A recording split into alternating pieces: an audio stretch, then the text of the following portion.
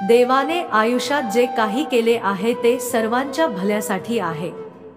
म्हणूनच देवाप्रती कृतज्ञता व्यक्त करताना स्वतःला कधीही कमकुवत समजू नये। काळ्या रंगामुळे रंगांपासून वंचित राहिल्याचं कावळ्याला वाटलं।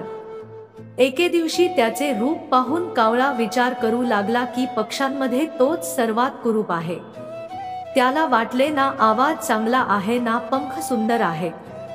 त्याच्या काळ्या रंगामुळे आपण रंगांपासूनही वंचित आहोत असे त्याला वाटले। या सर्व गोष्टींचा विचार केल्यामुळे त्याला वाईट वाटू लागले आणि न्यूनगंडाचा त्रास होऊ लागला।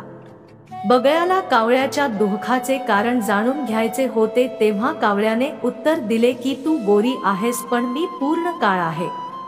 या जगात जगणे माझ्यासाठी व्यर्थ आहे। बगळा कावळ्याला म्हणाला, मित्रा, मी सुंदर आहे का? पोपट, त्याचे हिरवे पंख आणि लाल चोच पहा, मला हे सर्व मिळाले असते। बगळ्याचे बोलणे ऐकून कावळ्याला सौंदर्य जाणून घ्यायचे होते।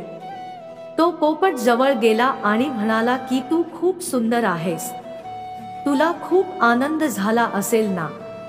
उत्तरात पोपट म्हणाला की मला आनंद झाला, पण मोर पाहून दुःख झाले, कारण तो माझ्यापेक्षा सुंदर आहे। मोराचा आनंद जाणून घेण्यासाठी कावळा जंगलात शोधू लागला, पण त्याला एकही मोर दिसला नाही। वनवासियांना विचारणा केल्यावर प्राणीसंग्रहालयातील लोकांनी मोर पळवून नेल्याचे आढळून आले। कावळा मोराच्या शोधात प्राणीसंग्रहालयात पोहोचला। तिथे त्याने मोरासोबत तिच्या सौंदर्यावर चर्चा करण्याचा प्रयत्न केला, पण त्याऐवजी मोर रडू लागला। देवाचे आभार मानण्यासाठी त्याने कावळ्याला सांगितले की तू सुंदर नाहीस, अन्यथा तो पिंजऱ्यात असता। कथेचे आचार, कावळ्याला त्याची चूक कळली आणि त्याला समजले की देवाने निर्माण केलेल्या गोष्टींवर शंका घेऊ नये।